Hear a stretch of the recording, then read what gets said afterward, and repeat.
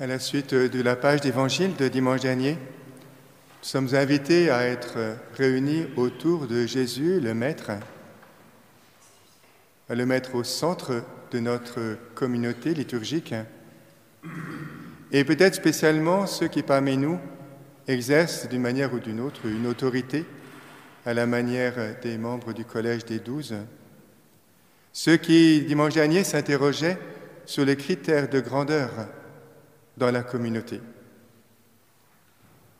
Aujourd'hui, plusieurs éléments de la vie d'une Église sont abordés, tous en référence plus ou moins étroite avec le rôle des membres les plus anciens, de ceux qui sont appelés à servir de référence, voire d'autorité, mais toujours Jésus occupant le centre.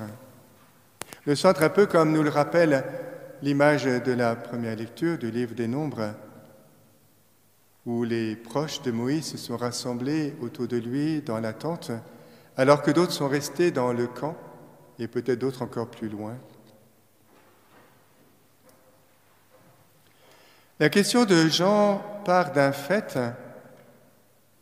dont il ne mesure pas tous les éléments. Il ne mesure même pas l'immense portée. Lui et ses compagnons, dit-il, suivent Jésus. Ils forment autour de lui un groupe uni, un groupe en cohésion. Ils partagent sa sagesse et sa puissance. Ils peuvent même opérer des exorcismes et des guérisons. Ils sont dans l'attente. Ils le sont quotidiennement et pleinement bénéficiaires du don de l'Esprit, non plus l'Esprit de Moïse, mais l'Esprit du Christ. Et d'autres, pense Jean, ont entendu favorablement certainement l'enseignement de Jésus. Ils ont vu les prodiges qu'accomplit sa parole, mais ils sont restés sur le bord du chemin. Ils sont à l'extérieur de la tente. Dans le camp peut-être à l'extérieur. Ils n'ont reçu qu'une maigre part, pense toujours Jean, de l'Esprit de Jésus. Jésus répond, et il invite les 12 à juger de la relation avec le Christ d'une manière bien plus radicale que celle de suivre le Maître. Il ne suffit pas de suivre le Christ, dit Jésus. Il ne s'agit pas simplement de partager son enseignement et son sort. Le disciple, s'il suit le Christ, c'est pour progressivement devenir un avec lui, ce que la tradition liturgique rend par devenir en appartenance au Christ. Au nom de votre appartenance au Christ, dit-il. Nous ne sommes disciples du Christ que pour être du Christ, selon le texte grec. Être du Christ. C'est une formule que nous reconnaissons bien comme paulinienne. C'est même une des principales définitions que Paul dit du chrétien, du baptisé, de celui qui veut profiter pleinement du salut offert par Dieu dans le Christ et son Esprit. Ajoutons encore, pour donner davantage de vie aux mots que nous avons entendus, il ne s'agit pas simplement d'agir au nom du Christ, d'expulser les démons en son nom, de faire des prodiges, des miracles en son nom.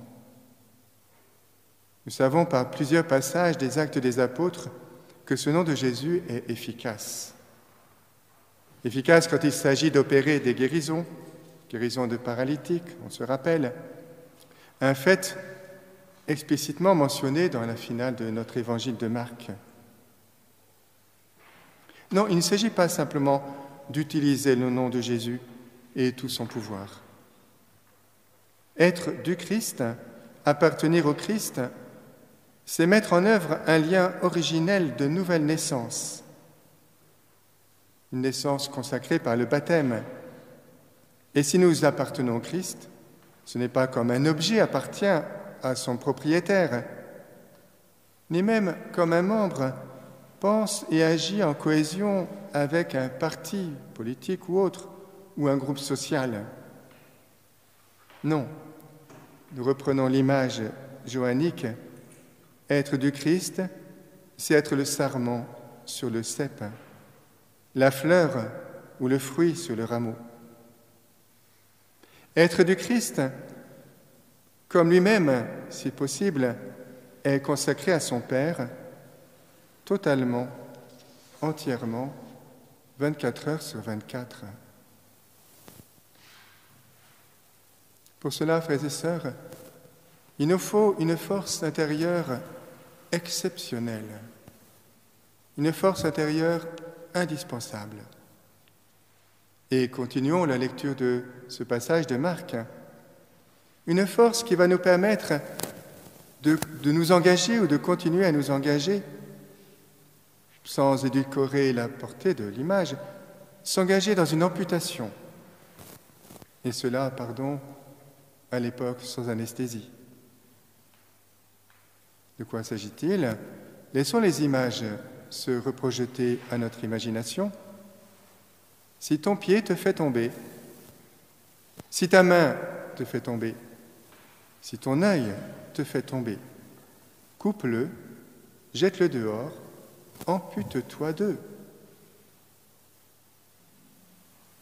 Laissons l'Esprit Saint animer ces images en nous, afin qu'elles agissent, qu'elles soient efficaces autant que possible, si nous voulons vraiment progresser dans la vie selon l'Esprit, si nous ne voulons pas être simplement à l'extérieur du camp, ni même dans le camp, mais dans la tente du camp, auprès de Jésus. Mais le voulons-nous vraiment?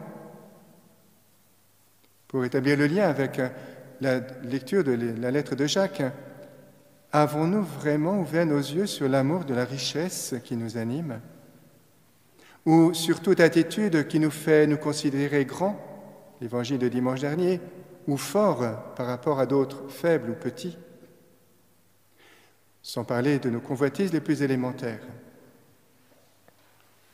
Et si nous avons nos yeux ouverts, accepterons-nous de permettre aux dons de force de s'exercer à l'endroit même où s'origine en nous le mouvement de la main qui veut s'emparer du bien d'autrui, ou de pieds qui se tournent vers le chemin de l'erreur, ou de l'œil qui se tourne vers ce qui brille faussement, vers ce qui exalte nous-mêmes notre amour-propre?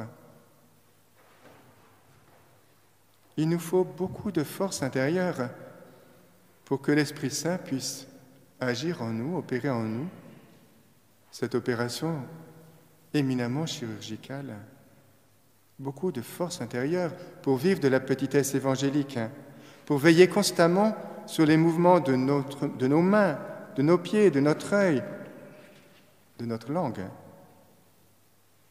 Il nous faut entretenir en nous la force de l'Esprit Saint, car lui seul peut réaliser au quotidien cette action, cette sanctification, et cela au plus intime de notre humanité personnelle, chacun de nous, individuel, comme de notre corps communautaire ecclésial.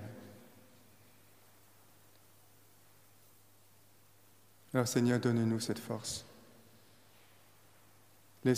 qu'elle agisse en nous,